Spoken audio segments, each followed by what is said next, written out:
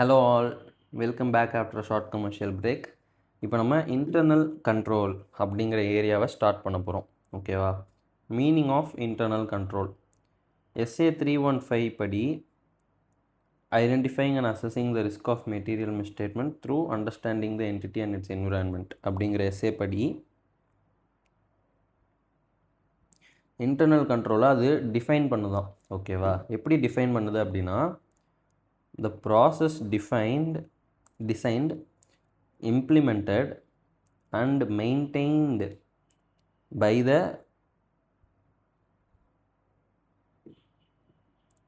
those charged with governance, management and other personnel to provide reasonable assurance about the achievement of an entity's objectives with regard to reliability of financial reporting, effectiveness and efficiency of operations, safeguarding of assets, compliance with applicable laws and regulations. ஓகேவா? The term controls refers to any aspect of one or more of the components of internal control. இதில் அவங்க என்ன சொல்ல வராங்க அப்படின்னா, internal கண்ட்ரோல்னால் என்ன அப்படின்னா, நம்ம கம்பெனிஸ் என்டிட்டிக்குன்னு ஒரு சில அப்ஜெக்டிவ்ஸ் இருக்குது. ஓகேவா? அதில் சில விஷயங்கள் தான் இந்த reliability of financial reporting, effectiveness and efficiency of operations, safeguarding of assets, compliance with applicable laws and regulation. இந்த 4 விஷயத்துக்கும் என்ன பண்ணுதுன்னு பார்ப்போம் இருங்க.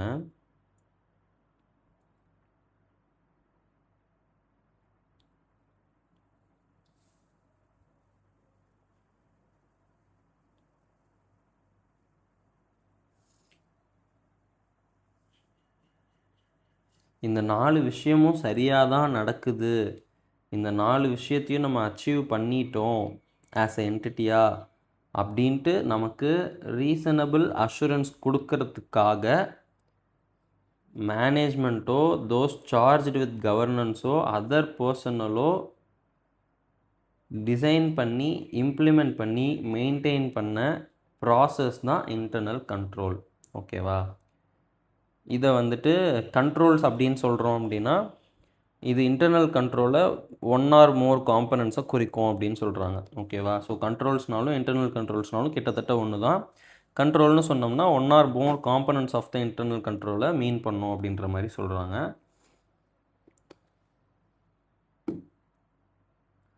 இன்னொரு தடவை சொல்கிறேன். நம்ம என்டிட்டிஸ்க்கு ஒரு சில அப்ஜெக்டிவ்ஸ் இருக்கும். என்னென்ன அப்படின்னா, நம்மளோட ஃபினான்ஷியல் ரிப்போர்ட்டிங் ரிலையபிளாக இருக்கணும், நம்மளோட ஆப்ரேஷன்ஸ் எஃபெக்டிவாகவும் எஃபிஷியண்ட்டாகவும் இருக்கணும், நம்ம அசட்ஸ் பத்திரமா இருக்கணும், நம்ம அப்ளிகபிள் லாஸ் அண்ட் ரெகுலேஷன்ஸ் கூட கம்ப்ளைண்ட்ஸ் பண்ணி இருக்கணும். அப்படிங்கிறதெல்லாம் என்டிட்டியோட அப்ஜெக்டிவ். இதெல்லாம் நம்ம என்டிட்டி அச்சீவ் பண்ணுதா அப்படின்னு தோஸ் சார்ஜ் வித் கவர்னன்ஸ்க்கும், மேனேஜ்மெண்ட்டுக்கும், அதர் பர்சனலுக்கும் ஒரு ரீசனபிள் அஷூரன்ஸை கொடுக்கறதுக்காக அவங்கெல்லாம் சேர்ந்து டிசைன் பண்ணி இம்ப்ளிமெண்ட் பண்ணி மெயின்டைன் பண்ணுற ப்ராசஸ் தான் இன்டர்னல் கண்ட்ரோல். ஓகேவா?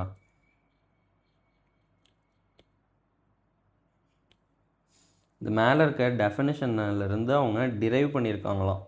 என்னத்தை டிரைவ் பண்ணாங்க அப்படின்னா, இன்டர்னல் கண்ட்ரோலோட பர்பஸை அதை இங்கே கொடுத்துருக்கேன்றாங்க. பார்ப்போம்.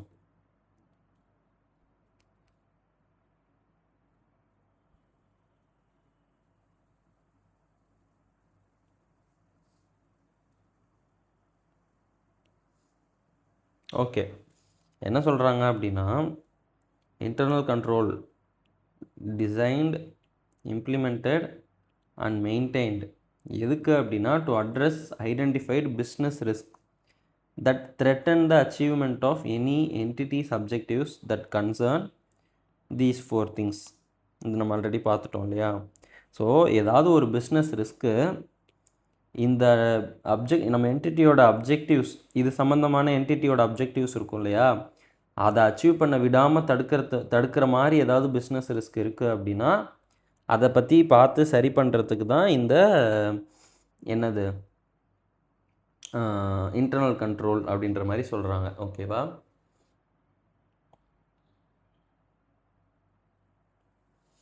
ஒவ்வொரு என்டிட்டியோட சைஸையும் காம்ப்ளெக்சிட்டியும் பொறுத்து அந்த என்டிட்டி எந்த மாதிரியான ஒரு இன்டர்னல் கண்ட்ரோலை டிசைன் பண்ணியிருக்காங்க, இம்ப்ளிமெண்ட் பண்ணியிருக்காங்க, மெயின்டைன் பண்ணியிருக்காங்க அப்படிங்கிறது மாறுபடும் அப்படின்னு சொல்கிறாங்க. அடுத்து benefits of understanding of internal control. ஒரு ஆடிட்டர் எதுக்காக இன்டர்னல் கண்ட்ரோலை அண்டர்ஸ்டாண்ட் பண்ணிக்கணும் அப்படின்னு சொல்கிறாங்க. அதோட பெனிஃபிட்ஸ் என்னன்னு சொல்கிறாங்க. An understanding of internal control assists the auditor in potential misstatements இருக்குது அப்படின்னா என்ன, அதோட டைப்ஸ்லாம் என்ன அப்படின்னு ஐடென்டிஃபை பண்ணுறதுக்கு யூஸ்ஃபுல்லாக இருக்கும்னு சொல்கிறாங்க. ரிஸ்க் ஆஃப் மெட்டீரியல் மிஸ்டேட்மெண்ட்டை அஃபெக்ட் பண்ணக்கூடிய ஃபேக்டர்ஸை ஐடென்டிஃபை பண்ணுறதுக்கு யூஸ்ஃபுல்லாக இருக்கும்னு சொல்கிறாங்க. ஃபர்தர் ஆடிட் ப்ரொசீஜரை நேச்சர் டைமிங் எக்ஸ்டென்ட்டோடு டிசைன் பண்ணுறதுக்கு ஹெல்ப்ஃபுல்லாக இருக்கும்னு சொல்கிறாங்க. ஸோ ஒரு ஆடிட்டர் எதுக்காக இன்டர்னல் கண்ட்ரோலை அண்டர்ஸ்டாண்ட் பண்ணிக்கணும் அப்படின்னு கேட்டால் பொட்டென்ஷியல் மிஸ்டேட்மெண்ட்ஸோட டைப்ஸை ஐடென்டிஃபை பண்ணுறதுக்காக, risk of material misstatements affect பண்ணக்கூடிய ஃபேக்டர்ஸை ஐடென்டிஃபை பண்ணுறதுக்காக, ஃபர்தர் ஆடிட் ப்ரொசீஜர்ஸோட நேச்சர் டைமிங் அண்ட் எக்ஸ்டென்ட்டை டிசைன் பண்ணுறதுக்காக. இதுக்காக தான் ஒரு ஆடிட்டர் இன்டர்னல் கண்ட்ரோலை அண்டர்ஸ்டாண்ட் பண்ணணும். Limitations of internal control. Internal கண்ட்ரோல்னால நமக்கு பெனிஃபிட் மட்டும்தான் இருக்கா, பிரச்சனையே இல்லையா அப்படின்னு கேட்டால் கிடையாது. அதுலேயும் ஒரு சில லிமிட்டேஷன்ஸ் இருக்குது. Internal control can provide only reasonable assurance. ஆடிட்டே ரீசனபிள் அஷூரன்ஸ் தான் கொடுக்க முடியும். அதே மாதிரி தான் இன்டர்னல் கண்ட்ரோலும் ரீசனபிள் அஷூரன்ஸ் தான் கொடுக்கும்.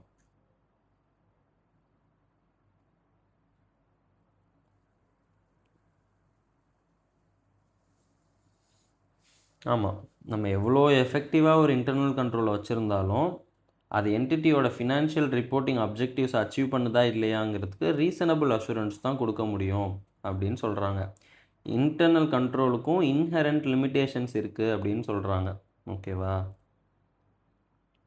அடுத்தது ஹியூமன் ஜட்ஜ்மெண்ட் இதில் சம்மந்தப்பட்டிருக்குன்னு சொல்கிறாங்க. ரியாலிட்டிஸ்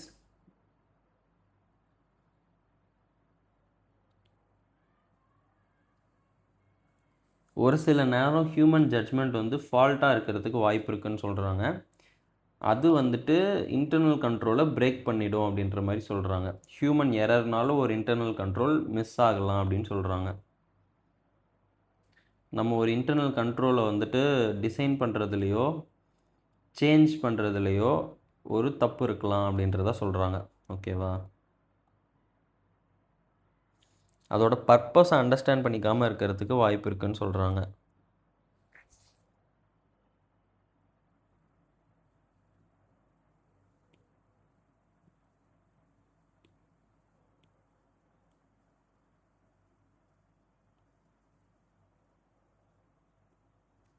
இப்போ ஃபார் எக்ஸாம்பிள் ஒரு எக்ஸப்ஷன் ரிப்போர்ட் க்ரியேட் பண்ணுறோன்னு வச்சுக்கோங்க.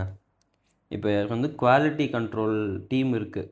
நம்ம ப்ரொடியூஸ் பண்ணுற ப்ராடக்ட்ஸில் எத்தனை பர்சன்டேஜ் கலப்படம் இருக்கலாம் அப்படின்னா நம்ம ஒரு 1% வரைக்கும் இது கொடுத்துருப்போம். பிரச்சனை இல்லை. அதுக்கு மேலே போச்சுன்னா அது எக்ஸப்ஷன் ரிப்போர்ட்டில் வரணும் அப்படின்ற மாதிரி வச்சுருப்போம்.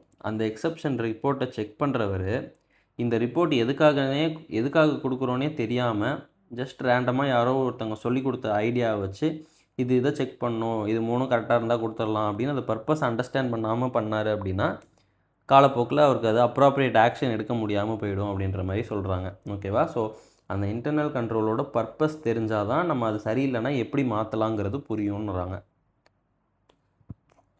இன்னொன்று கொல்யூஷன் அமங் பீப்புள்.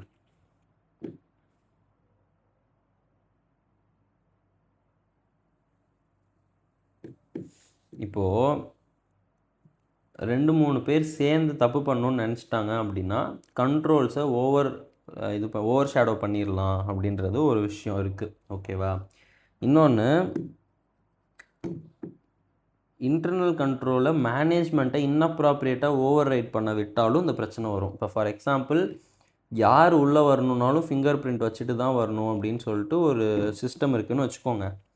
அந்த மேனேஜ்மெண்ட்டோட சிஇஓ வந்துட்டு தெனாவட்டா நான் சிஇஓ நான்லாம் வைக்கணுமா அப்படின்ட்டு அவர் போவார்.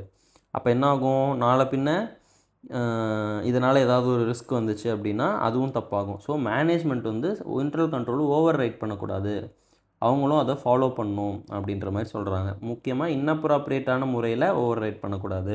சில பேர் தெரிஞ்சே பண்ணுவாங்க, நான் எனக்கு வீட்டுக்கு 4 எடுத்துக்கிறேன் அப்படின்ற மாதிரிலாம் பண்ணுவாங்க.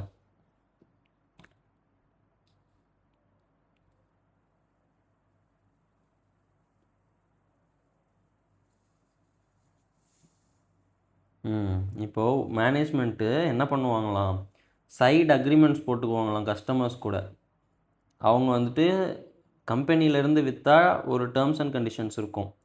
அதில் இருக்க மேனேஜர் என்ன பண்ணுவார், நீ இதே பொருளை என்கிட்ட வாங்கிக்கோ, நான் உனக்கு வந்து இந்த மாதிரி தரேன், வேறு மாதிரி கம்மியான ப்ரைஸில் பண்ணி தரேன் அப்படின்ற மாதிரி சைடு அக்ரிமெண்ட்ஸ் போட்டுக்குவாங்களாம். இதெல்லாம் வந்துட்டு இன்டர்னல் கண்ட்ரோலை மேனேஜ்மெண்ட் வந்து இன்னப்ராப்ரியேட்டாக ஓவர் ரைட் பண்ணுறதுக்கான எக்ஸாம்பிள். இதனால் நமக்கு இம்ப்ராப்பர் ரெவென்யூ ரெக்கக்னிஷன் நடக்கலாம் அப்படின்னு சொல்கிறாங்க.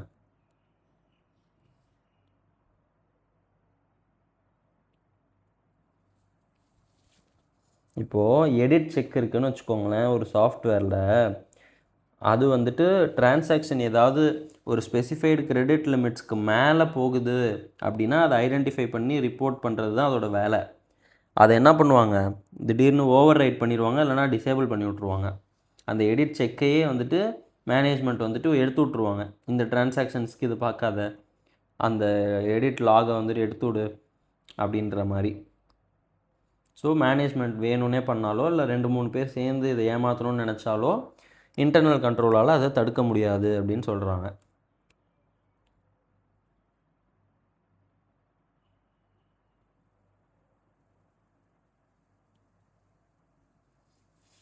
ஆமாம், ஒவ்வொரு தடவையும் இன்டர்னல் கண்ட்ரோல்ஸை டிசைன் பண்ணுறப்ப இம்ப்ளிமெண்ட் பண்ணுறப்பெல்லாம் மேனேஜ்மெண்ட் ஜட்ஜ்மெண்ட் பண்ணுறாங்க. எதில் அப்படின்னா nature and extent of the கண்ட்ரோல்ஸில். ஓகேவா? அப்புறம் nature and extent of the ரிஸ்க்கு, நம்ம எவ்வளோ ரிஸ்க் இருக்குதுன்னு அசியூம் பண்ணுறோம் அப்படிங்கிறது, நம்ம வந்துட்டு எவ்வளோ எக்ஸ்டென்ட்டுக்கு எவ்வளோ எந்த மாதிரியான நேச்சரில் இந்த கண்ட்ரோல் வந்து இம்ப்ளிமெண்ட் பண்ணுறோம் அப்படின்னு சூஸ் பண்ணுறப்ப இது எல்லாமே ஜட்ஜ்மெண்ட் ஆஃப் த மேனேஜ்மெண்ட் தான். ஸோ இதுலேயும் பிரச்சனை இருக்க வாய்ப்பு இருக்குது அப்படின்னு சொல்கிறாங்க. மேனேஜ்மெண்ட் இது தப்பாக அசஸ் பண்ணாங்கன்னா இன்டர்னல் கண்ட்ரோலில் பிரச்சனை வர வாய்ப்பு இருக்குது அப்படின்னு சொல்கிறாங்க.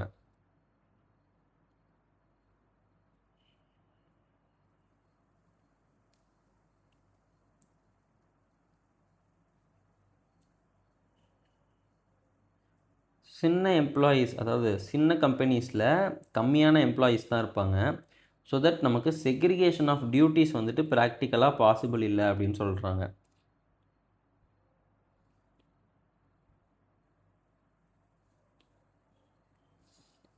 ஆனால் சின்ன என்டிட்டி வந்து ஓனரே மேனேஜ் பண்ணுறாங்க அப்படின்னா அந்த ஓனர் மேனேஜர் ரெண்டும் ஒருத்தராக தான் இருப்பாங்க. அவங்க வந்துட்டு எஃபெக்டிவாக ஓவர் சைட் பண்ணலாம்.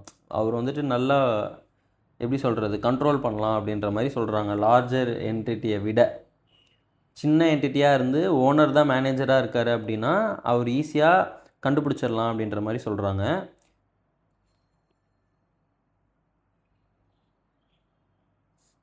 இதுக்கும் அதுக்கும் சரியாக போயிடும் அப்படின்ற மாதிரி சொல்கிறாங்க. சின்ன என்டிட்டிஸில் எம்ப்ளாயீஸ் கம்மியாக இருப்பாங்க. ஸோ செக்ரிகேஷன் ஆஃப் டியூட்டிஸ் வந்து ப்ராக்டிகபிள் இல்லை. இது வந்து ஒரு மைனஸ் பாயிண்ட்டு. ஸோ இது ஒரு மைனஸ் இருந்தாலும் சின்ன என்டிட்டியில் ஓனர் தான் மேனேஜராக இருக்காருன்னா அவர் ஈஸியாக அவங்கள கண்ட்ரோல் பண்ணலாம், ஓவர் சைட் பண்ணலாம் அப்படின்றாங்க. இந்த இந்த ப்ளஸ் பாயிண்ட்டுக்கும் அந்த மைனஸ் பாயிண்ட்டுக்கும் ஓரளவுக்கு பேலன்ஸ் ஆகிடும் அப்படின்ற மாதிரி சொல்கிறாங்க சின்ன என்டிட்டிஸாக இருந்தால். ஆன் த அதர் ஹேண்ட்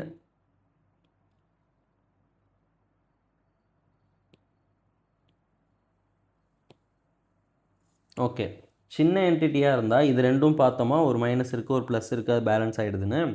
அப்புறம் என்ன சொல்கிறாங்க அப்படின்னா ஓனர் மேனேஜர் அவர் தான், அது சின்ன என்டிட்டி, அதனால் லெஸ் ஸ்ட்ரக்சர்டாக இருக்கும் இன்டர்னல் கண்ட்ரோல்.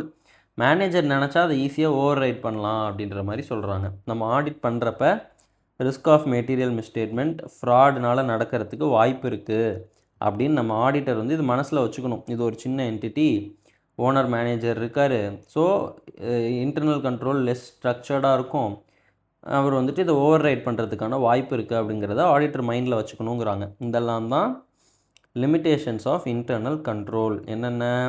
ரீசனபிள் அஷூரன்ஸ் தான் கொடுக்கும், ஹியூமன் ஜட்ஜ்மெண்ட் இன்வால்வ் ஆகிருக்கு, அண்டர்ஸ்டாண்டிங் த பர்பஸ் லேக் ஆக வாய்ப்பு இருக்குது, கொல்யூஷன் அமாங் பீப்புள் நடக்க வாய்ப்பு இருக்குது, ஜட்ஜ்மெண்ட் பை மேனேஜ்மெண்ட்டில் தப்பு நடக்க வாய்ப்பு இருக்குது. லிமிட்டேஷன்ஸ் ஸ்மால் என்டிட்டிஸாக இருந்தால் இந்த பிரச்சனைகள்லாம் இருக்கும்.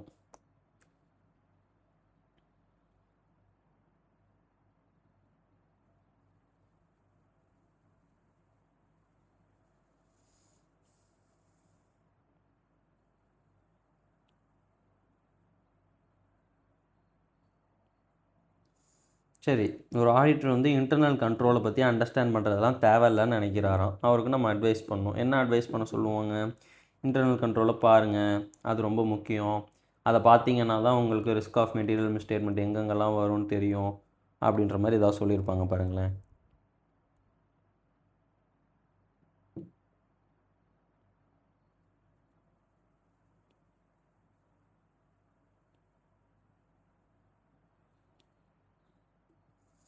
சரி, அவங்க அப்படிலாம் எதுவும் சொல்ல. ஜென்ரலாக ஆடிட்டர் வந்து இன்டர்னல் கண்ட்ரோலாக அண்டர்ஸ்டாண்ட் பண்ணிக்கணும்னு சொல்லிட்டாங்க. அப்புறம் வந்து most of the internal control financial ரிப்போர்ட்டிங்கோட சம்மந்தப்பட்டிருக்கும்னு சொல்கிறாங்க. ஆனால் எல்லா கண்ட்ரோல்ஸும் சம்மந்தப்பட்டிருக்குமான்னு கேட்டால் அதுவும் கிடையாது. ஸோ ஆடிட்டரோட ப்ரொஃபஷ்னல் ஜட்ஜ்மெண்ட்டில் எந்தெந்த கண்ட்ரோல்லாம் இண்டிவிஜுவலாகவோ காம்பினேஷன் வித் அதர்ஸோ ரெலவெண்ட் டு ஆடிட்டாக இருக்கோ அதெல்லாம் நம்ம அண்டர்ஸ்டாண்ட் பண்ணிக்கணும்னு சொல்கிறாங்க. ஓகேவா? நம்ம ப்ரொஃபஷ்னலாக ஜட்ஜ் பண்ணி எதெல்லாம் வந்துட்டு ஆடிட்டுக்கு சம்மந்தப்பட்டிருக்கு அப்படின்னு முடிவு பண்ணுறோமோ அதெல்லாம் ஆடிட்டர் அண்டர்ஸ்டாண்ட் பண்ணிக்கணும் அப்படின்ற மாதிரி சொல்கிறாரு. ஓகேவா?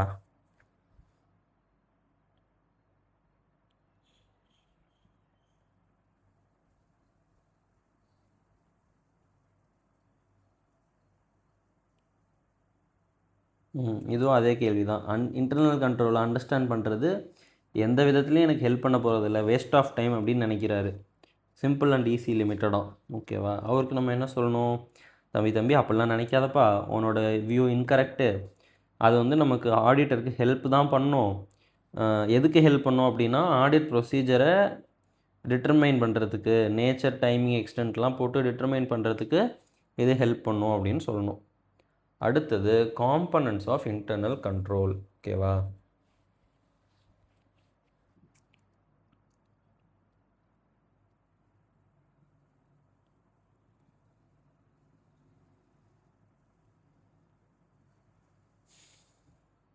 அஞ்சு காம்பனண்ட்டாக பிரிச்சுருக்காங்க இன்டர்னல் கண்ட்ரோலை. ஓகேவா? இது வந்துட்டு ஆடிட்டருக்கு ஒரு யூஸ்ஃபுல்லான ஃப்ரேம் ஒர்க்காக இருக்குது அப்படின்னு சொல்கிறாங்க. எதுக்காக அப்படின்னா டிஃப்ரெண்ட் ஆஸ்பெக்ட்ஸ் ஆஃப் த என்டிட்டியை வந்து இன்டர்னல் கண்ட்ரோல் எப்படி அஃபெக்ட் பண்ணுது. கரெக்டாக? ஓ, அப்படி சொல்லலை.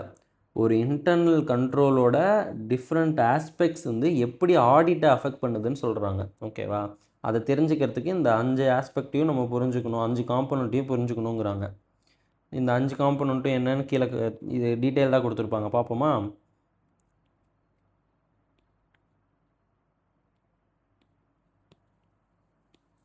ஓகே, பார்ப்போம். ஃபஸ்ட்டு கண்ட்ரோல் என்விரான்மெண்ட் அப்படின்னு சொல்கிறாங்க.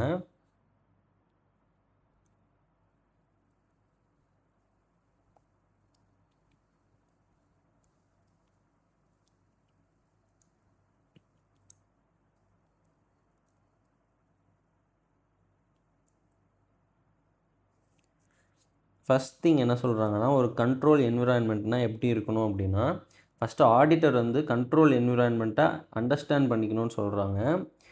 பொதுவாக அண்டர்ஸ்டாண்ட் பண்ணுறப்ப கண்ட்ரோல் என்விரான்மெண்ட்டையும் அண்டர்ஸ்டாண்ட் பண்ணிக்கணுங்கிறாங்க. அப்போ நம்ம என்ன எவாலுவேட் பண்ணோம் கண்ட்ரோல் என்விரான்மெண்ட்டில் அப்படின்னா, மேனேஜ்மெண்ட் ஒரு கல்ச்சர் ஆஃப் ஹானஸ்டியும் எத்திக்கல் பிஹேவியரையும் க்ரியேட் பண்ணி மெயின்டைன் பண்ணுறாங்களா இல்லையா அப்படிங்கிறத நம்ம பார்க்கணுமோ. ஓகேவா?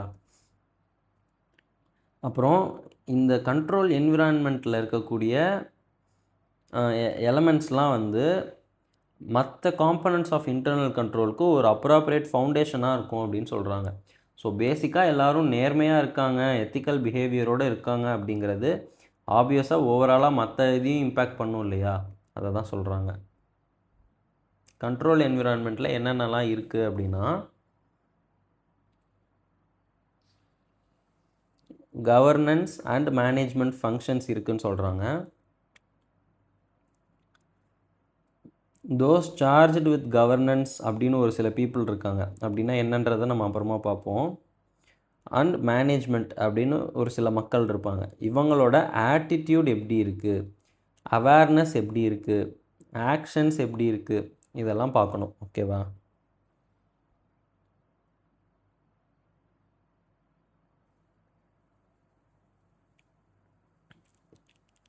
இந்த கண்ட்ரோல் என்விரான்மெண்ட் தான் ஒரு ஆர்கனைசேஷனோட டோனை செட் பண்ணுதுன்னு சொல்கிறாங்க.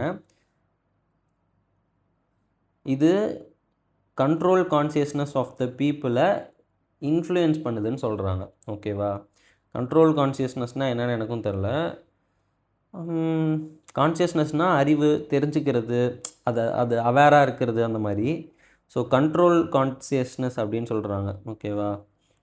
அதை இன்ஃப்ளூயன்ஸ் பண்ணுதான் டோன் ஆஃப் ஓகே, நம்ம இப்போ ஒரு சிசிடிவி கேமரா கீழே இருக்கோம் அப்படின்னா அது ஒரு கண்ட்ரோல் கான்ஷியஸ்னஸ்ன்னு நினைக்கிறேன். நம்மளை வாட்ச் பண்ணிகிட்டு இருக்காங்க, ஸோ நம்ம கரெக்டாக இருக்கணும் அப்படின்னு இருக்கோம்ல, அந்த கண்ட்ரோல் கான்ஷியஸ்னஸை இன்ஃப்ளூயன்ஸ் பண்ணுதுன்னு சொல்கிறாங்க. ஓகே, இன்டர்னல் கண்ட்ரோல், அதாவது கண்ட்ரோல் என்விரான்மெண்ட்டில் என்னென்ன இன்க்ளூடடாக இருக்குது? Governance and management functions, those charge with கவர்னன்ஸும் மேனேஜ்மெண்ட்டோட ஆட்டிடியூட், அவேர்னஸ், ஆக்ஷன்ஸ், அப்புறம் டோன் ஆஃப் த ஆர்கனைசேஷனை செட் பண்ணுது, கண்ட்ரோல் கான்ஷியஸ்னஸை இன்ஃப்ளூயன்ஸ் பண்ணுது. இதுதான் இன்டர்னல் கண்ட்ரோலில் இன்க்ளூடடாக இருக்குது. ஓகேவா? Elements of the control environment. Wait a minute. இது வந்து 5 எலமெண்ட்ஸில் ஃபஸ்ட்டு எலமெண்ட்டு. இந்த ஃபஸ்ட்டு எலமெண்ட்டோட காம்பனன்ட்ஸை தான் நம்ம பார்க்குறோம். இதுவே இன்டர்னல் கண்ட்ரோலோட 5 காம்பனன்ட்ஸு. ஃபஸ்ட்டு காம்பனண்ட்டுக்குள்ளே இருக்கக்கூடிய காம்பனன்ட்ஸை தான் இப்போ நம்ம பார்க்குறோம். ஓகேவா? எத்தனை காம்பனண்ட் இருக்குது? 7 காம்பனண்ட் இருக்குது. ஒரு கண்ட்ரோல் என்விரான்மெண்ட் அப்படின்னா அதுக்குள்ளே இருக்கக்கூடிய எலமெண்ட்ஸ் என்னென்ன அப்படின்னு பார்க்க போகிறோம்.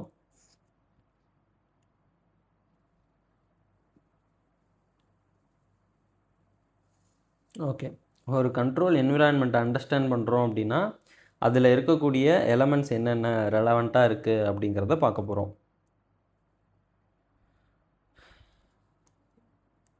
இன்டெகிரிட்டி, எத்திக்கல் வேல்யூஸ், இது ரெண்டுத்தையும் என்ஃபோர்ஸ் பண்ணணும், கம்யூனிகேட் பண்ணணும். ஓகேவா? ஃபஸ்ட்டு கம்யூனிகேட் பண்ணணும், சொல்லணும் இதெல்லாம் பண்ணுங்கள் அப்படின்ட்டு.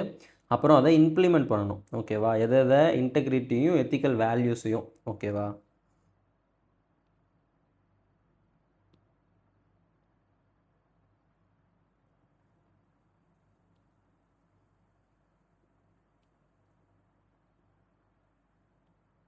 ஓகே, எந்த விதமான ஸ்டாண்டர்ட் இது கண்ட்ரோல் போட்டிங்க அப்படின்னாலும் அது வந்து integrity and ethical values of people who create, administer, monitor them. அதை க்ரியேட் பண்ணுறவங்க, அட்மினிஸ்டர் பண்ணுறவங்க, மானிட்டர் பண்ணுறவங்கலாம் நியாயமாக இருக்கணும்னு நினச்சி வேலை செஞ்சால் தான் எந்த கண்ட்ரோலாக இருந்தாலும் ஒர்க் ஆகும்.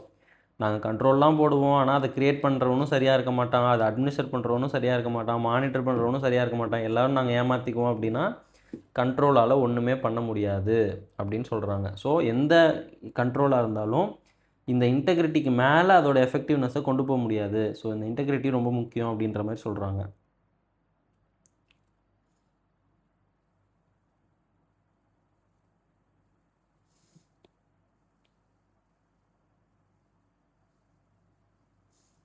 இன்டெகிரிட்டி அண்ட் எத்திக்கல் பிஹேவியர் எதோட ப்ராடக்ட்னால் என்ன சொல்கிறாங்கன்னா சம் டோட்டல், இந்தந்த விஷயத்தோட அக்குமுலேட்டட் திங் தான் இது அப்படின்ற மாதிரி சொல்கிறாங்க. ஓகேவா? என்னென்ன அதில் சம்மந்தப்பட்டிருக்கு அப்படின்னா entities ethical and behavioural standards எப்படி இருக்குது, அப்புறம் அதை நம்ம எப்படி கம்யூனிகேட் பண்ணுறோம், அதை நம்ம ப்ராக்டிஸ் பண்ணுறப்ப எந்த அளவுக்கு இம்ப்ளிமெண்ட் பண்ணுறோம், இது எல்லாத்தையும் சம் டோட்டல் பண்ணால் தான் அது வந்து அந்த என்டிட்டியோட இன்டெகிரிட்டி அண்ட் எத்திக்கல் பிஹேவியர் அப்படின்னு சொல்கிறாங்க. ஓகேவா?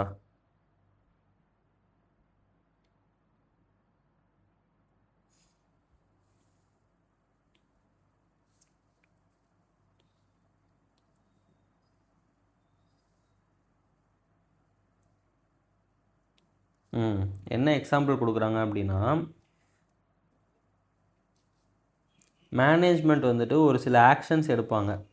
எதுக்காக அப்படின்னா ஒரு சில இடத்துல பர்சனல் லாபம் இருக்க மாதிரியான விஷயத்தை தூண்டும், ஒரு சில டெம்டேஷன்ஸ் வந்து தூண்டும். அதெல்லாம் ஆரம்பிக்கிறதுக்கு முன்னாடியே எலிமினேட் பண்ணணும், இல்லைனா மிட்டிகேட் பண்ணணுன்றது மாதிரி மேனேஜ்மெண்ட் ஒரு சில ஆக்ஷன்ஸ் எடுப்பாங்க. ஓகேவா? அந்த மாதிரி இடத்துல திடீர்னு என்ன ஆகும் அப்படின்னா நமக்கு ஒரு இன்சென்டிவோ ஒரு டெம்டேஷனோ வரும். நம்ம வந்து டிஸ்ஆனஸ்ட், இல்லீகல் ஆர் அன்எத்திக்கல் ஆக்ட்ஸில் ஈடுபடுறதுக்கு ஆசையை தூண்டுற மாதிரி ஒரு சில இடங்கள் வரும். அந்த இடங்கள் வராமலே க்ரியேட் பண்ணிட்டாங்க அப்படின்னா ரொம்ப நல்லது.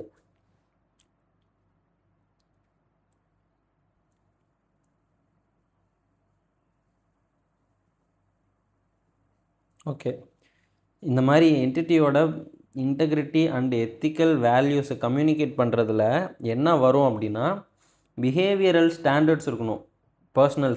பர்சனல்னால் அந்த நபர்கள் அங்கே வேலை செய்கிற ஆட்களுக்கு பிஹேவியரல் ஸ்டாண்டர்ட்ஸ் இருக்கணும். ஓகேவா, இந்த மாதிரி தான்ப்பா நீ பிஹேவ் பண்ணணும் அப்படின்னு உனக்கு ஒரு ஸ்டாண்டர்ட் செட் பண்ணி நீ இப்படி தான் இருக்கணும்னு சொல்லியிருப்பேன். அப்புறம் policy statements and code of conduct, அப்புறம் எக்ஸாம்பிளாகவும் இருக்கணும், நம்மளும் நடந்து காட்டணும். ஓகேவா, இந்த இவனை மாதிரி இரு அப்படின்னு சொல்கிற மாதிரி அங்கே இருக்கணும் ஆளு.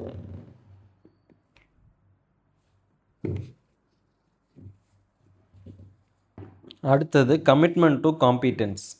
ஓகேவா,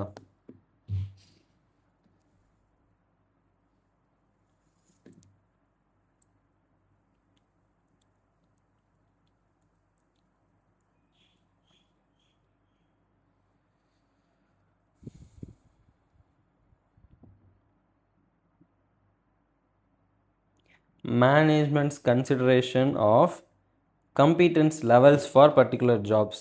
ஒரு சில ஜாப்ஸுக்கு என்னென்ன கம்பீட்டன்ஸ் லெவல் தேவை அப்படின்னு மேனேஜ்மெண்ட் கன்சிடர் பண்ணுவாங்கல்ல. அப்புறம் இந்த லெவல்ஸ் வந்துட்டு எப்படி தேவையான ஸ்கில்ஸாகவும் நாலேஜாகவும் மாறுது அப்படிங்கிறதுலாம் சொல்கிறாங்க. இதெல்லாம் எதோட காம்பனண்ட்டில் வருது? கண்ட்ரோல் என்விரான்மெண்ட்டில் காம்பனண்ட்டில் வருது. அது இன்டர்னல் கண்ட்ரோலோட ஃபஸ்ட்டு காம்பனண்ட். ஓகேவா, participation by those charged with governance.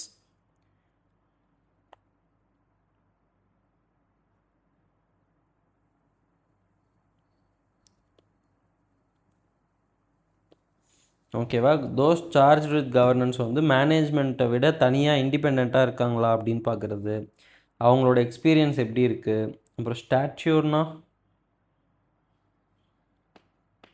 அவங்களோட ரெப்யூட்டேஷன் எப்படி இருக்குது. ஓகேவா, அவங்களோட மதிப்பு மரியாதை அதெல்லாம் எப்படி இருக்குது அப்படிங்கிறது, அவங்க வந்துட்டு எவ்வளோ தூரம் இன்வால்வ்டாக இருக்காங்க, அப்புறம் அவங்களுக்கு வந்துட்டு எந்த மாதிரியான இன்ஃபர்மேஷன் ரிசீவ் ஆகுது, அதை அவங்க ஒழுங்காக ஸ்க்ரூட்னி பண்ணுறாங்களா. ஸ்க்ரூட்னினா செக் பண்ணுறது. ஓகேவா, இந்த மாதிரியான தோஸ் சார்ஜ்டு வித் கவர்னன்ஸ் பற்றியான விஷயங்கள்லாம் பார்க்கணும் கண்ட்ரோல் என்விரான்மெண்ட்டில். மேனேஜ்மெண்ட்டுக்குன்னு ஒரு தத்துவம் இருக்கும், அதாவது இப்படி தான் இருக்கணும், இதுதான் சரி அப்படின்னு சொல்லிட்டு அவங்கவுங்களுக்குன்னு ஒரு பாலிசி இருக்கும்ல அது. அப்புறம் அவங்களோட ஆப்ரேட்டிங் ஸ்டைல் எப்படி இருக்குது அப்படிங்கிற மாதிரியான விஷயங்கள்லாம் பார்க்கணுன்னு சொல்கிறாங்க கண்ட்ரோல் என்விரான்மெண்ட்டில்.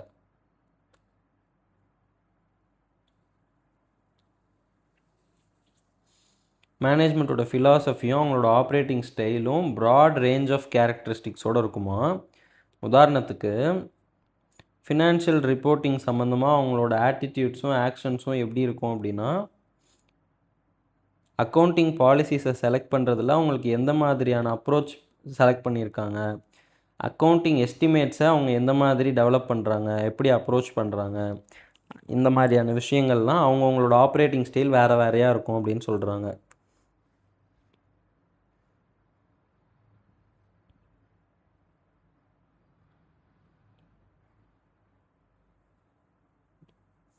ஆமாம், மேனேஜ்மெண்ட் வந்துட்டு பிஸ்னஸை மேனேஜ் பண்ணுறது, பிஸ்னஸ் ரிஸ்க்கை மேனேஜ் பண்ணுறது, இன்ஃபர்மேஷன் ப்ராசஸிங் அண்ட் அக்கௌண்டிங் ஃபங்க்ஷன்ஸில் மேனேஜ்மெண்ட்டோட ஆட்டிடியூட்ஸ் எப்படி இருக்குது, அப்புறம் வந்து பர்சனல் மேனேஜ்மெண்ட்டோட ஃபிலாசபியும் ஆப்ரேட்டிங் ஸ்டைலையும் அங்கே இருக்க பர்சனல் எப்படி ரிஃப்ளெக்ட் பண்ணுறாங்க, இதெல்லாம் பார்க்கணும் அப்படின்ற மாதிரி சொல்கிறாங்க. ஓகேவா,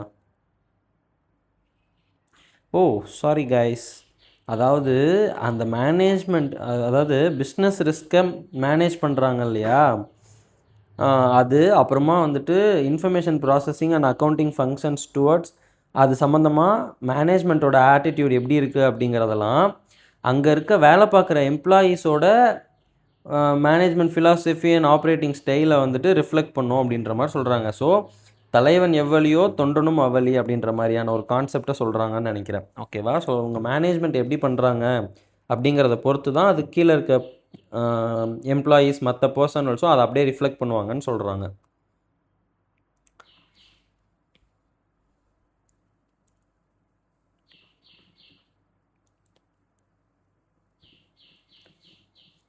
ஆர்கனைசேஷன் ஸ்ட்ரக்சர் சொல்கிறாங்க, எந்த மாதிரியான ஒரு ஃப்ரேம் ஒர்க் இருக்குது அந்த என்டிட்டிக்கு அப்படின்ற மாதிரி பார்க்குறாங்க. எதுக்கு? அது வந்துட்டு activities for achieving its objectives, அதை எப்படி பிளான் பண்ணுறாங்க, எக்ஸிக்யூட் பண்ணுறாங்க, கண்ட்ரோல் பண்ணுறாங்க, ரிவ்யூ பண்ணுறாங்க அப்படிங்கிறதுக்கு எந்த மாதிரி ஃப்ரேம் ஒர்க் இருக்குது அப்படின்னு பார்க்கணும்.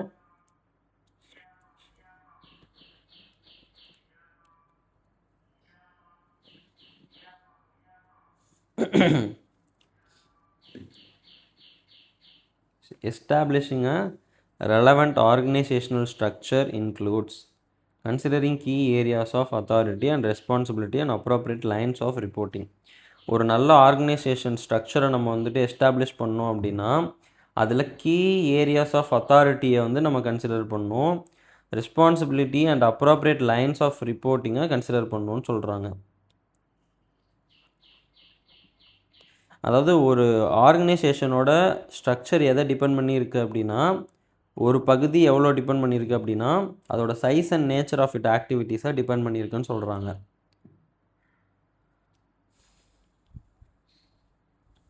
அடுத்து நம்ம யாருக்கு அத்தாரிட்டியையும் ரெஸ்பான்சிபிலிட்டியும் அசைன் பண்ணுறோம் அப்படிங்கிற ஒரு விஷயம் இருக்குது. ஓகேவா?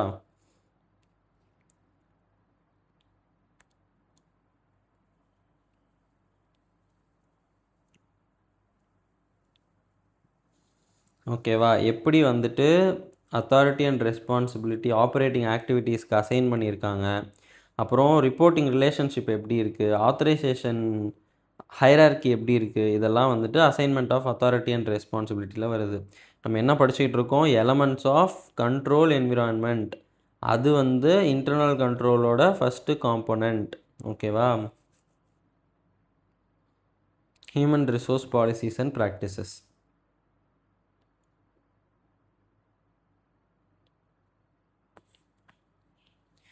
அதாவது நம்ம வந்துட்டு ரெக்ரேட் பண்ணுறதுல, ஓரியன்டேஷன் ப்ரோக்ராம் கொடுக்கறதுல, ட்ரைனிங் பண்ணுறதுல, எவாலுவேஷன் பண்ணுறதுல, கவுன்சிலிங் பண்ணுறதுல, ப்ரொமோஷன் கொடுக்கறதுல, காம்பன்சேஷன் கொடுக்கறதுல, ரெமிடியல் ஆக்ஷன்ஸ் கொடுக்கறதுலாம் நம்ம கம்பெனியோட பாலிசிஸ் அண்ட் ப்ராக்டிசஸ் எப்படி இருக்குது அப்படிங்கிறதும் கண்ட்ரோல் என்விரான்மெண்ட்டில் ஒரு முக்கியமான விஷயம்னு சொல்கிறாங்க. ஓகேவா?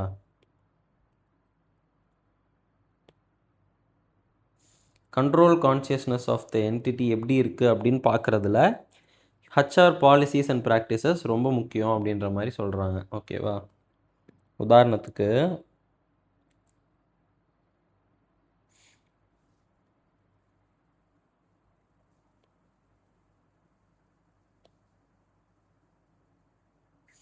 இப்போது நம்ம ஒருத்தங்களை ரெக்ரூட் பண்ணுறப்ப ரொம்ப பார்த்து குவாலிஃபைடு இண்டிவிஜுவல்ஸை மட்டும்தான் சேர்ப்போம், அவங்களோட எஜுகேஷ்னல் பேக்ரவுண்டுக்கு இம்பார்ட்டன்ஸ் கொடுத்து, ஆல்ரெடி இருக்க ஒர்க் எக்ஸ்பீரியன்ஸ்க்கு இம்பார்ட்டன்ட் கொடுத்து, பாஸ்ட் அக்கம்ப்ளிஷ்மெண்ட்ஸ் எல்லாம் பார்த்து, அவங்களோட இன்டெகிரிட்டி அண்ட் எத்திக்கல் பிஹேவியர்லாம் கரெக்டாக தான் இருக்குதுன்னு எவிடன்ஸ் வாங்கிட்டு அந்த மாதிரி நம்ம ரெக்ரூட் பண்ணோம் அப்படின்னா இது ஒரு என்டிட்டி வந்துட்டு கமிட்டடாக இருக்குது, தன்னோட கம்பீட்டன்ட் அண்ட் ட்ரஸ்ட்வர்த்தி பீப்புள் மட்டும்தான் உள்ளே வரணும் அப்படிங்கிறதுல ரொம்ப ப்ராப்பராக இருக்குது, ரொம்ப கேர்ஃபுல்லாக இருக்குது அப்படிங்கிற மாதிரி அதோட அர்த்தமாக.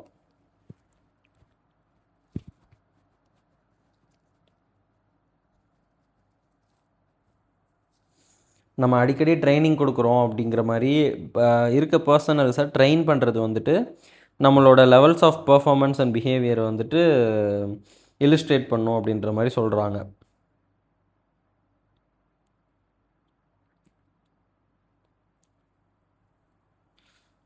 நம்ம ப்ரொமோஷன்ஸ்லாம் கொடுக்குறோம் இல்லையா, பர்ஃபார்மன்ஸ் அப்ரைசல்ஸை பேஸ் பண்ணி, அது வந்துட்டு ஒரு ஒரு ஒரு நபர் வந்துட்டு அடுத்த லெவல் அட்வான்ஸ் ஆகுறாரு அப்படின்னா அவங்க ஹையர் லெவல் ஆஃப் ரெஸ்பான்சிபிலிட்டி எடுத்துக்கணும் அப்படிங்கிறதுக்கான ஒரு கம்பெனியோட கமிட்மெண்ட்டாக இருக்குன்னு சொல்கிறாங்க. ஸோ இதெல்லாம் தான் எலமெண்ட்ஸ் ஆஃப் கண்ட்ரோல் என்விரான்மெண்ட். ஓகேவா? காம்பனண்ட் ஆஃப் இன்டர்னல் கண்ட்ரோலில் கண்ட்ரோல் என்விரான்மெண்ட் இருக்குது, கண்ட்ரோல் என்விரான்மெண்ட்குள்ளே இந்த 7 எலமெண்ட்ஸும் இருக்குது. ஓகேவா?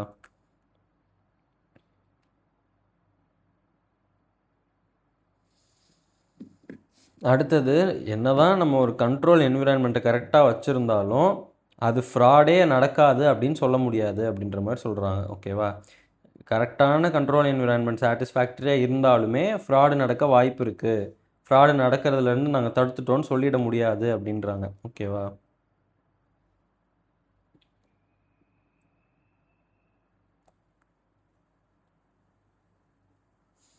ஆமாம், ஒரு நல்ல சாட்டிஸ்ஃபேக்டரியான கண்ட்ரோல் என்விரான்மெண்ட் இருக்குது அப்படின்னா அது ஒரு பாசிட்டிவ் ஃபேக்டராக இருக்கலாம்.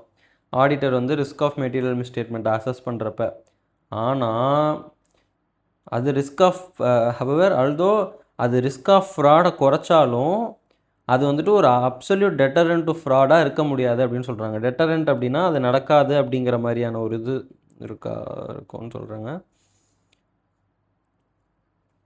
அதான் அந்த மீனிங் தான். ஓகேவா, ஃப்ராடே நடக்காதுன்னு சொல்ல முடியாது அப்படின்ற மாதிரி சொல்கிறாங்க. ஆனால் அதுக்கு பதிலாக என்ன நடக்கும் அப்படின்னா, டெஃபிஷியன்சிஸ் இன் கண்ட்ரோல் என்விரான்மெண்ட் இருந்துச்சு அப்படின்னா அது எஃபெக்டிவ்னஸ் ஆஃப் கண்ட்ரோல்ஸை குறைக்கும் அப்படின்னு சொல்கிறாங்க. ஓகேவா, அதுவும் ஃப்ராடு சம்மந்தமாக நிறைய பிரச்சனைகள் வர வாய்ப்பு இருக்குன்னு சொல்கிறாங்க.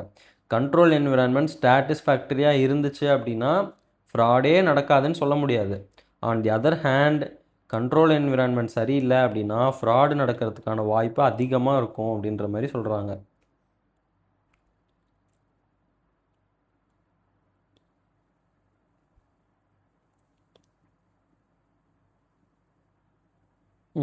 என்ன சொல்கிறாங்க அப்படின்னா, மேனேஜ்மெண்ட் வந்து இன்ஃபர்மேஷன் சிஸ்டம்க்கு, ஐடி சிஸ்டம்க்கு ப்ராப்பராக செலவு பண்ணி அதுக்கான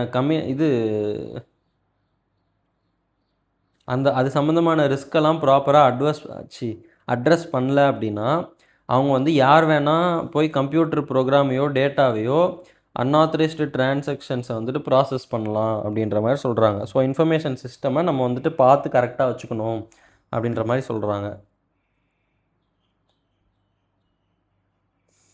கண்ட்ரோல் என்விரான்மெண்ட் வந்துட்டு மெட்டீரியல் மிஸ்டேட்மெண்ட்டை அதுவே ப்ரிவெண்ட் பண்ணி டிடெக்ட் பண்ணி கரெக்ட் பண்ணாது அப்படின்னு சொல்கிறாங்க.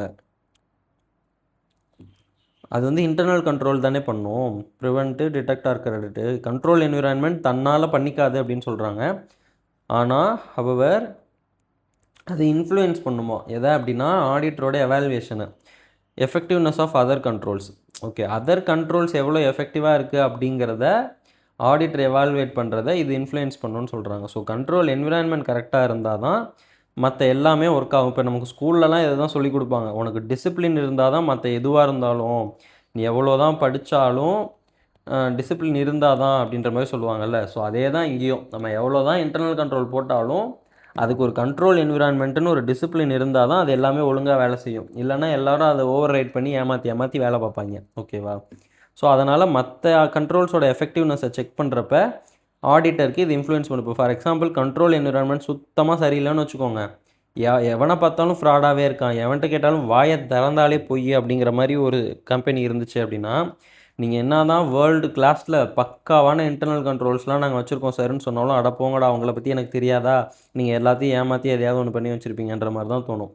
இதே இது அங்கே இருக்கவங்க எல்லாம் சொக்க தங்கம், ஹரிச்சந்திர மகாராஜாவோட பேரன் பேத்திங்க மாதிரி இருக்காங்க, ஃபுல்லாக உண்மையை மட்டும்தான் பேசுகிறாங்க, சும்மா கூட சாப்பிட்டியான்னு கேட்டால் கூட சாப்பிட்டேன்னு போய் சொல்ல மாட்டாங்கன்ற மாதிரி இருந்துச்சுன்னா அங்கே இன்டர்னல் கண்ட்ரோலே கொஞ்சம் சுமாராக தான் இருக்குது அப்படின்னாலும் இவங்களை நம்பி அதோட எஃபெக்டிவ்னஸை நம்ம சொல்லலாம்.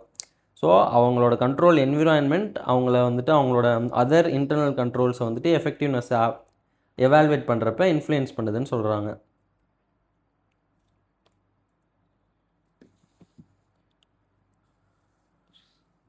அதே மாதிரி எஃபெக்டிவ்னஸ் ஆஃப் அதர் கண்ட்ரோல்ஸை இன்ஃப்ளூயன்ஸ் பண்ணுற மாதிரியே assessment of risk of material மிஸ்டேட்மெண்ட்டும் இது வந்துட்டு அஃபெக்ட் பண்ணுது அப்படின்ற மாதிரி சொல்கிறாங்க. ஓகேவா, இப்போ நம்ம அடுத்த காம்பனண்ட்டுக்கு போகிறோம். First component control environment. ஓகேவா, அதுக்குள்ளே நிறைய எலமெண்ட்ஸ்லாம் பார்த்தோம். அடுத்தது என்டிட்டிஸ் ரிஸ்க் அசஸ்மெண்ட் ப்ராசஸ் அப்படின்னு சொல்கிறாங்க. ஆடிட்டர்ஸ் ரிஸ்க் அசஸ்மெண்ட் ப்ராசஸ் வேறு, என்டிட்டிஸ் ரிஸ்க் அசஸ்மெண்ட் ப்ராசஸ் வேறு. ஓகேவா, ஆடிட்டர் எதுக்காக ரிஸ்க் அசஸ் பண்ணுவார், ஃபினான்ஷியல் ஸ்டேட்மெண்ட்ஸில் material misstatement whether due to fraud or error இருக்கா அப்படின்னு பார்க்குறதுக்கு தான் அவர் அசஸ் பண்ணுவார். ஆனால் என்டிட்டியோட ரிஸ்க் அசஸ்மெண்ட் ப்ராசஸ் வேறையாக இருக்கும். அதை தான் இப்போ நம்ம பார்க்க போகிறோம்.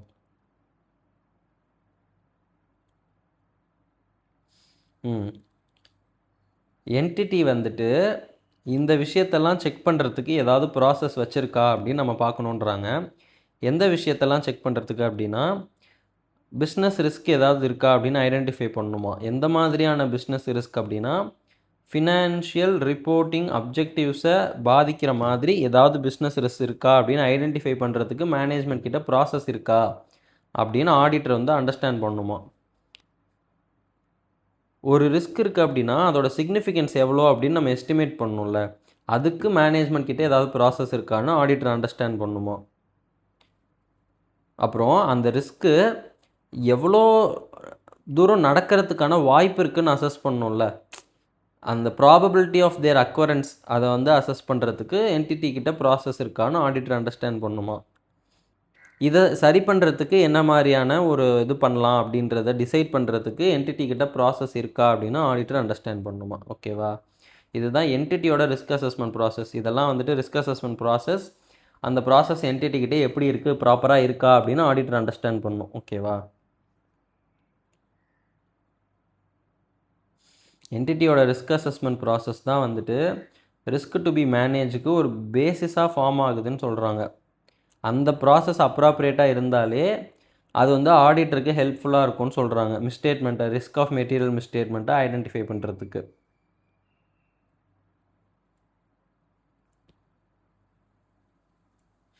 அந்த ரிஸ்க்கு வந்துட்டு அரைஸ் ஆகலாம், இல்லைனா ஆல்ரெடி இருக்கிறது சேஞ்ச் ஆகலான்னு சொல்கிறாங்க ஒரு சில ஃபேக்டர்ஸ்னால. எந்த மாதிரியான ஃபேக்டர்ஸ் வந்துட்டு ரிஸ்க் அரைஸ் ஆகிறதுக்கோ சேஞ்ச் ஆகிறதுக்கோ காரணமாக இருக்கும் அப்படின்னா, new technology, new business models, products or activities, changes in operating environment etcetera, இதெல்லாம் இருக்கும் அப்படின்றாங்க. சரி, இந்த மாதிரி ஒரு அப்ராப்ரியேட்டான இதுவாக இருக்குமா, இருக்கக்கூடிய சர்க்கம்ஸ்டான்சஸ்க்கு இந்த என்டிட்டியில் இருக்கக்கூடிய ரிஸ்க் அசஸ்மெண்ட் ப்ராசஸ் போதுமானதாக இருக்கா அப்படிங்கிறது ஒரு மேட்டர் ஆஃப் ஜட்ஜ்மெண்ட் அப்படின்னு சொல்கிறாங்க. ஆடிட்டர் தான் அதை ஜட்ஜ் பண்ணணும், அவர் தான் அதை சொல்லணும் அப்படின்ற மாதிரி.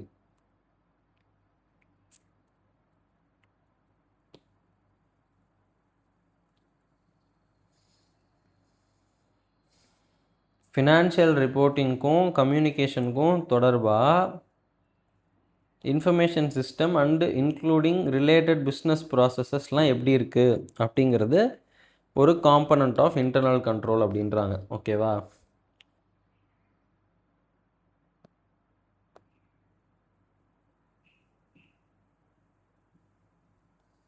இன்னும் இவ்வளோ இருக்கா? சரி, பார்ப்போம்.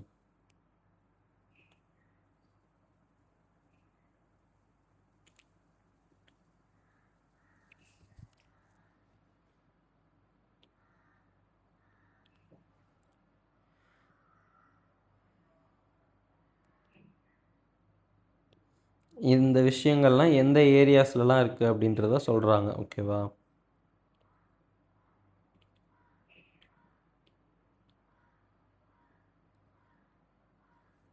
ஃபினான்ஷியல் ஸ்டேட்மெண்ட்ஸ்க்கு முக்கியமாக இருக்கக்கூடிய என்டிட்டிஸ், ஆப்ரேஷன்ஸ் அண்ட் அதோட கிளாஸ் ஆஃப் டிரான்சாக்ஷன்ஸ்லாம் பார்க்கணுன்றாங்க.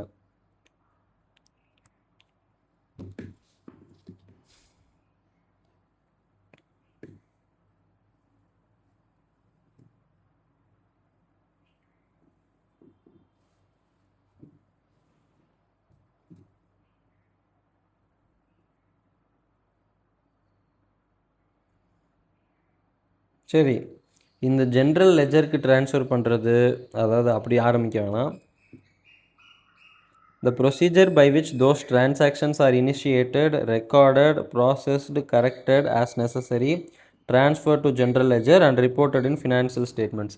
இந்த ப்ராசஸ்லாம் பண்ணுறதுக்கு என்ன ப்ரொசீஜர் ஃபாலோ பண்ணுறாங்க அப்படிங்கிறது ரெண்டாவது பாயிண்ட்டாக கொடுத்துருக்காங்க. ஆக்சுவலாக இந்த பாயிண்ட்டே எப்படி இருக்குது அப்படின்னா, நம்மளோட ஃபினான்ஷியல் ரிப்போர்ட்டிங்க்கும் கம்யூனிகேஷனுக்கும் சம்மந்தப்பட்ட இன்ஃபர்மேஷன் சிஸ்டம், கம்ப்யூட்டர் ரிலேட்டடாக பிஸ்னஸ் ப்ராசஸாக இருக்கட்டும், கம்ப்யூட்டர் ரிலேட்டடான விஷயமா இருக்கட்டும், அது எப்படி நடக்குது அப்படிங்கிறத நம்ம வந்துட்டு அனலைஸ் பண்ணணும்னு சொல்கிறாங்க. அது வந்து ஒரு காம்பனண்ட் ஆஃப் இன்டர்னல் கண்ட்ரோல் அப்படின்னு சொல்கிறாங்க. ஓகேவா. எந்தெந்த கிளாஸஸ் ஆஃப் டிரான்சாக்ஷன்லாம் வந்துட்டு அந்த என்டிட்டியோட ஆப்ரேஷனுக்கு, அந்த ஃபினான்ஷியல் ஸ்டேட்மெண்ட்டுக்கு இம்பார்ட்டண்ட்டாக இருக்குதுன்னு பார்க்கணுமா. அப்புறம் வந்துட்டு அந்த டிரான்சாக்ஷன்ஸ், இந்த மேலே கிளாஸ் ஆஃப் டிரான்சாக்ஷன் சொல்கிறோம்ல, சிக்னிஃபிகண்ட்டாக இருக்குதுன்னு சொல்லிட்டு, அந்த டிரான்சாக்ஷன்லாம் எப்படி இனிஷியேட் ஆகுது, எப்படி ரெக்கார்ட் ஆகுது, எப்படி ப்ராசஸ் ஆகுது, எப்படி கரெக்டட், தேவைப்படுற இடத்துல எப்படி கரெக்ட் பண்ணுறாங்க, அப்புறம் அதை எப்படி ஜென்ரல் லெஜருக்கு ட்ரான்ஸ்ஃபர் பண்ணுறாங்க, அப்புறம் ஃபினான்ஷியல் ஸ்டேட்மெண்ட்ஸ்க்கு அது எப்படி வருது அப்படிங்கிற ப்ரொசீஜர்ஸை பார்க்கணும் அப்படின்றாங்க. இதுக்கு ரிலேட்டடாக இருக்கக்கூடிய accounting records, supporting information, specific accounts, financial ஸ்டேட்மெண்ட்ஸில் இருக்கக்கூடிய ஸ்பெசிஃபிக் அக்கௌண்ட்ஸ் எல்லாம் வந்துட்டு பார்க்கணும் அப்படின்றாங்க. எந்த மாதிரி அப்படின்னா, that are used to initiate, record, process and report transactions. ஓகேவா. இந்த டிரான்சாக்ஷன்ஸை இனிஷியேட் பண்ணி, ரெக்கார்ட் பண்ணி, ப்ராசஸ் பண்ணி, ரிப்போர்ட்லாம் பண்ணுறதுக்கு பயன்படுத்தப்படுற relating accounting records, supporting information, specific accounts, இதெல்லாம் நம்ம செக் பண்ணணும்னு சொல்கிறாங்க.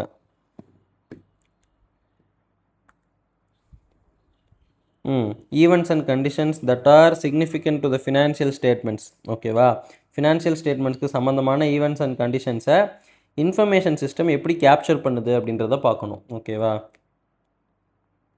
அப்புறம் ஃபினான்ஷியல் ரிப்போர்ட்டிங் ப்ராசஸ் எப்படி இருக்குன்னு பார்க்கணும், ஃபினான்ஷியல் ஸ்டேட்மெண்ட்ஸை ப்ரிப்பேர் பண்ணுறது. ஓகேவா, அப்புறம் கண்ட்ரோல் சரௌண்டிங் ஜேர்னல் என்ட்ரிஸ் போட்டிருப்ப அது ரிலேட்டடான கண்ட்ரோல்ஸ் எப்படி இருக்குது அப்படிங்கிறதையும் பார்த்துக்கணும் அப்படிங்கிறாங்க.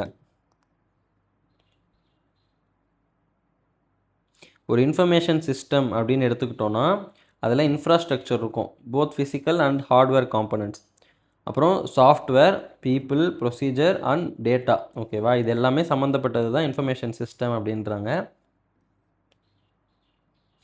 Most of the information system வந்துட்டு இன்ஃபர்மேஷன் டெக்னாலஜியை யூஸ் பண்ணுது நல்லா அப்படின்ற மாதிரி சொல்கிறாங்க. ஆமாம், இன்ஃபர்மேஷன் சிஸ்டம் அப்படிங்கிறது ஒரு நல்ல குவாலிட்டியான ஃபினான்ஷியல் இன்ஃபர்மேஷனை கொடுக்கணும் அப்படின்னு சொல்கிறாங்க.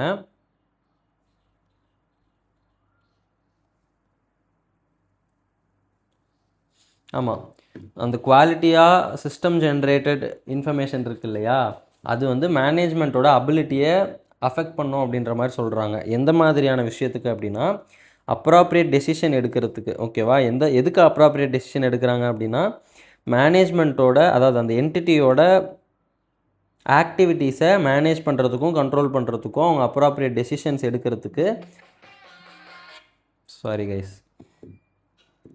அது வந்து யூஸ்ஃபுல்லாக இருக்குது அப்படின்ற மாதிரி சொல்கிறாங்க அந்த இன்ஃபர்மேஷன். ஓகேவா, அப்புறம் ரிலையபிள் ஃபினான்ஷியல் ரிப்போர்ட்ஸ் க்ரியேட் பண்ணுறதுக்கும் அது யூஸ்ஃபுல்லாக இருக்குது அப்படின்ற மாதிரி சொல்கிறாங்க.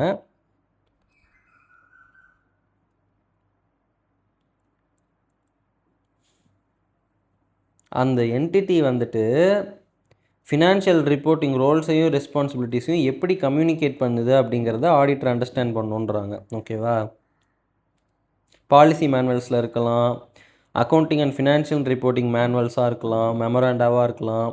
இது எலக்ட்ரானிக்காவோ ஓரலாவோ ஆக்ஷன்ஸ் ஆஃப் த மேனேஜ்மெண்ட் மூலியமாகவோ கம்யூனிகேட் பண்ணலாம். இதெல்லாம் வந்துட்டு ஆடிட்டர் அண்டர்ஸ்டாண்ட் பண்ணணும் அப்படின்றாங்க. அடுத்தது கண்ட்ரோல் ஆக்டிவிட்டீஸ். ஓகேவா, இதுவும் ஒரு காம்பனண்ட் ஆஃப் இன்டர்னல் கண்ட்ரோல்.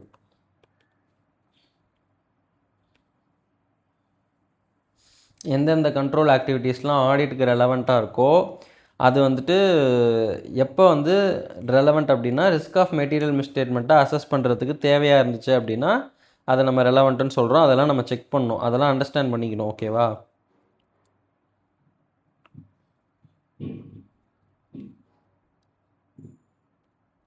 நம்ம ரிஸ்க் அசஸ்மெண்ட் ப்ராசஸில் ஒரு சில சிக்னிஃபிகண்ட்டான முக்கியமான கண்ட்ரோல் ஆக்டிவிட்டீஸை தான் அண்டர்ஸ்டாண்ட் பண்ணுவோம். ஓகேவா, எந்த மாதிரி சிக்னிஃபிகண்ட்னா அதுக்கு ஒரு சில significant class of transactions, account balances and disclosures சம்மந்தமாக இருந்துச்சு அப்படின்னா தான் அசர்ஷன்ஸ் இது சம்மந்தமாக இருக்குது. ரிஸ்க் அசஸ்மெண்ட் ப்ராசஸில் இதுக்கு நமக்கு தேவைப்படுது, ரெலவெண்ட்டாக இருக்கும் அப்படின்னா தான் அதை நம்ம அண்டர்ஸ்டாண்ட் பண்ணிக்குவோம். எல்லாத்தையும் நம்ம அண்டர்ஸ்டாண்ட் பண்ணிக்கணும்னு அவசியம் இல்லை. ஓகேவா,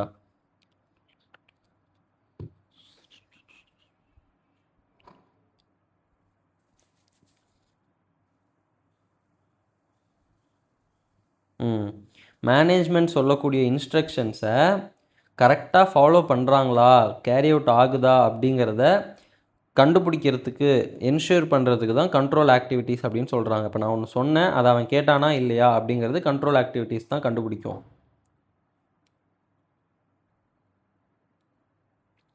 ஆமாம், கண்ட்ரோல் ஆக்டிவிட்டீஸ் வந்துட்டு ஐடி லெவல்லையும் இருக்கலாம், மேனுவலாக சிஸ்டம் லெவல்லையும் இருக்கலாம். அதுக்கு வேரியஸ் அப்ஜெக்டிவ்ஸ் இருக்கும் அப்படின்ற மாதிரி சொல்கிறாங்க. வேரியஸ் ஆர்கனைசேஷனல் அண்ட் ஃபங்க்ஷனல் லெவல்ஸை இதை நம்ம அப்ளை பண்ணுறோம் அப்படிங்கிற மாதிரியும் சொல்கிறாங்க. ஓகேவா,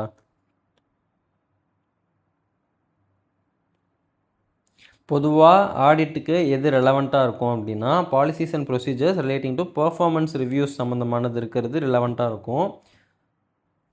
ஆக்சுவல்ஸையும் பட்ஜெட்ஸையும் ரிவ்யூ பண்ணுற மாதிரி. அப்புறம் இன்ஃபர்மேஷன் ப்ராசஸிங் ரிலவெண்ட்டாக இருக்கும்.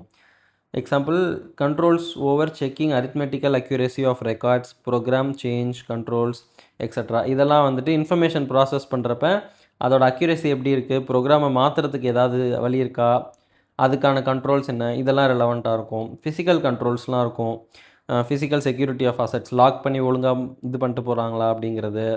Segregation of duties, different people are assigned the responsibilities of authorizing transaction, recording transaction, maintaining custody of assets.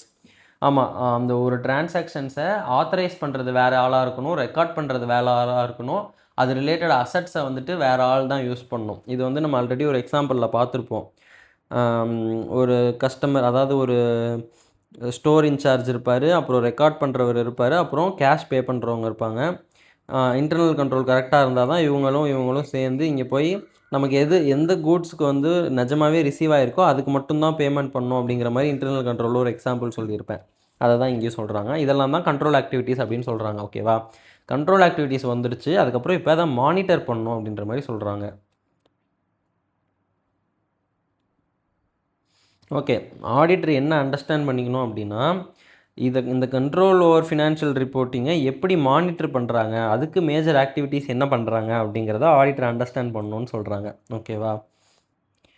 Monitoring of controls is a process to assess the effectiveness of internal control performance over time. இந்த internal கண்ட்ரோலோட effectiveness வந்து over the time எப்படி இருக்குன்னு assess பண்ணுறது தான் monitoring of கண்ட்ரோல்ஸ்னு சொல்கிறாங்க. இது வந்துட்டு எஃபெக்டிவ்னஸ் ஆஃப் கண்ட்ரோலை அசஸ் பண்ணுது ஆனால் டைம்லி பேசிஸ் அப்படின்னு சொல்கிறாங்க. டைம்லி பேசிஸில் இது அசஸ் பண்ணுது எஃபெக்டிவ்னஸை, அப்புறம் அதுக்கு ரெமிடியல் ஆக்ஷன்ஸும் எடுக்குதுன்னு சொல்கிறாங்க. நம்ம நினச்ச மாதிரி இந்த கண்ட்ரோல்ஸ்லாம் ஆப்ரேட் ஆகுதா, சேஞ்ச் நடந்துச்சு அப்படின்னா அதுக்கு தேவையான அளவுக்கு மாடிஃபை ஆகிடுச்சா அப்படின்ற மாதிரி பார்க்கணுன்றாங்க. இது வந்துட்டு மேனேஜ்மெண்ட் வந்துட்டு இந்த மானிட்டரிங் ஆஃப் கன்சோல்ட்ஸை எப்படி பார்ப்பாங்க அப்படின்னா, ongoing activities, separate evaluations and combination of two அப்படின்ற மாதிரி சொல்கிறாங்க. ஆன்கோயிங் மானிட்டரிங் ஆக்டிவிட்டீஸ் அப்படின்னா அது நார்மலாக ரெக்கரிங் ஆக்டிவிட்டீஸை நம்ம வந்துட்டு சூப்பர்வைஸ் பண்ணுறதுன்னு சொல்கிறாங்க. மேனேஜ்மெண்ட்ஸ் மானிட்டரிங் ஆக்டிவிட்டீஸ் எந்த மாதிரியான இதெல்லாம் இருக்கும் அப்படின்னா, information from communication from external parties such as customer complaints and regulatory comments that may indicate problems or highlight areas in need for improvement அப்படின்றாங்க. இந்த மாதிரி விஷயத்தெல்லாம் வந்துட்டு மேனேஜ்மெண்ட் மனசில் வச்சுக்கும் அப்படின்ற மாதிரி சொல்கிறாங்க. ஓகேவா? இந்த மாதிரி விஷயம்னா என்னென்ன அப்படின்னா, மானிட்டரிங் ஆக்டிவிட்டீஸ் என்னென்ன இருக்கும் அப்படின்னா, இப்போ திடீர்னு நம்ம கஸ்டமர் வந்து ஒரு கம்ப்ளைண்ட் கொடுக்குறாங்க, நம்மளோட ரெகுலேட்டர் ஒரு கமெண்ட் கொடுக்குறாங்க அப்படின்னா, அது வந்து ஒரு ப்ராப்ளமாக இருக்குது, அது ஒரு ஹைலைட் ஏரியாவாக இருக்குது, நமக்கு இம்ப்ரூவ்மெண்ட் தேவை அப்படின்னா அதை நம்ம மானிட்டர் பண்ணி அதுக்கேற்ற மாதிரி நம்ம அதை சரி பண்ணணும் அப்படின்னு சொல்கிறாங்க. ஓகேவா? சரி guys, let's take a short commercial break and come back.